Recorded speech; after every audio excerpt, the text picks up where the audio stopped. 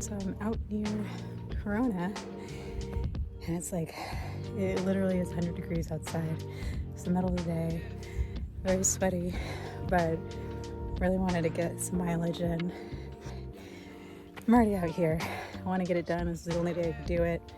Yes, it's hot outside, but I have sun protection on, sunscreen, extra water, and yeah, I should be okay. Know when I should turn back, know to take shelter under trees where I see them. Plan on doing 10 miles. I know that is dumb, but there are other people on the trail too, bikers, hikers, and I should be all right. Yeah, this is the hike.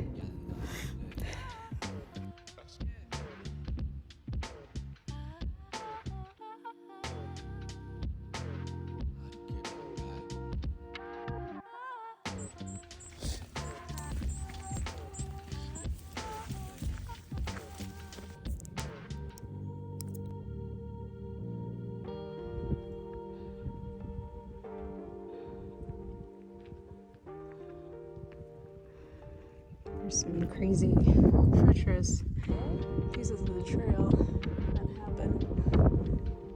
This whole thing loops around to make it 10. But there's like a lot of little trails in between. You can make it a lot shorter. You can do whatever you want. Something looks a little sketch. There's actually like usually another path that you can take down and around. I use all trails to figure it out. It's a cool tool.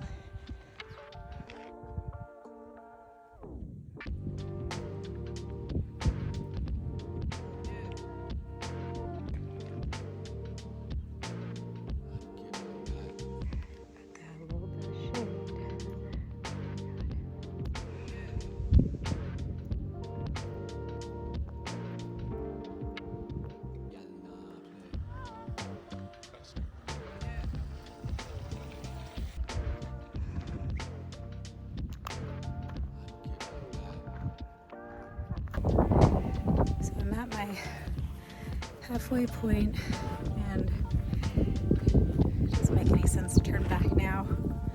So gotta finish it up.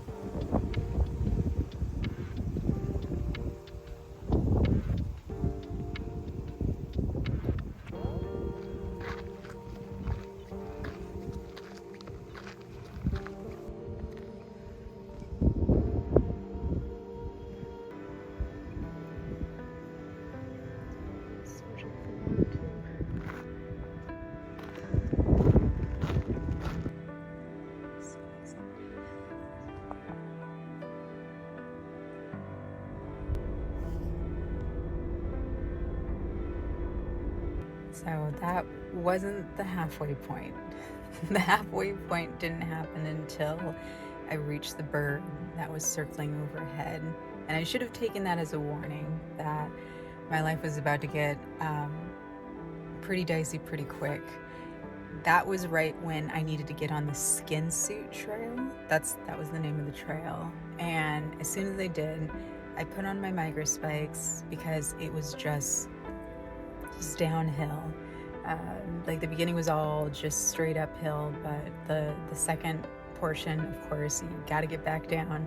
It was the grade was ridiculous, and it's completely exposed by the sun. There were some shrubs that I found along the way that I kind of hid under, but I quickly noticed immediately that I started showing signs of heat exhaustion.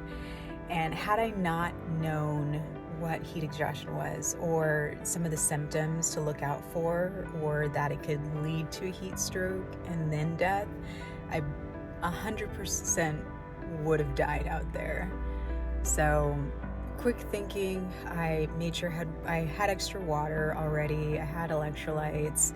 I did notice that I was sweating a lot more than I usually do, and I was just slowing down.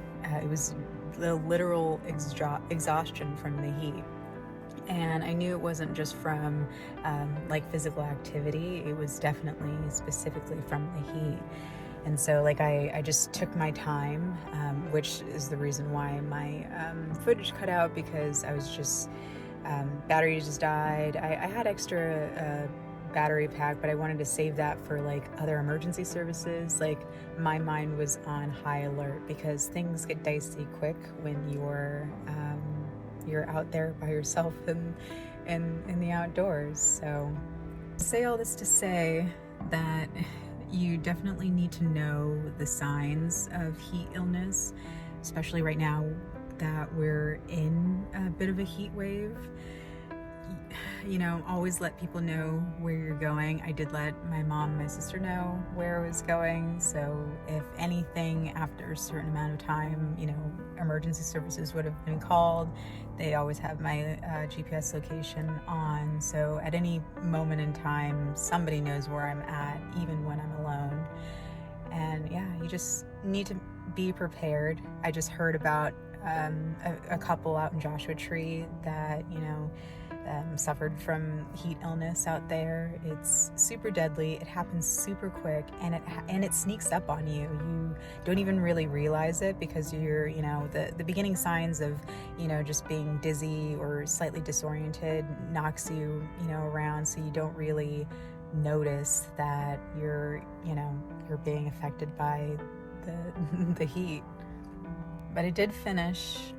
I finished about 9 miles of the trail. I cut it slightly short when I noticed that I was exhibiting signs of heat illness, and I just kind of descended into the canyon where there was more shade, and then I just stopped at every shrub, every bush, and just made sure, like, I drank way more water than I usually do.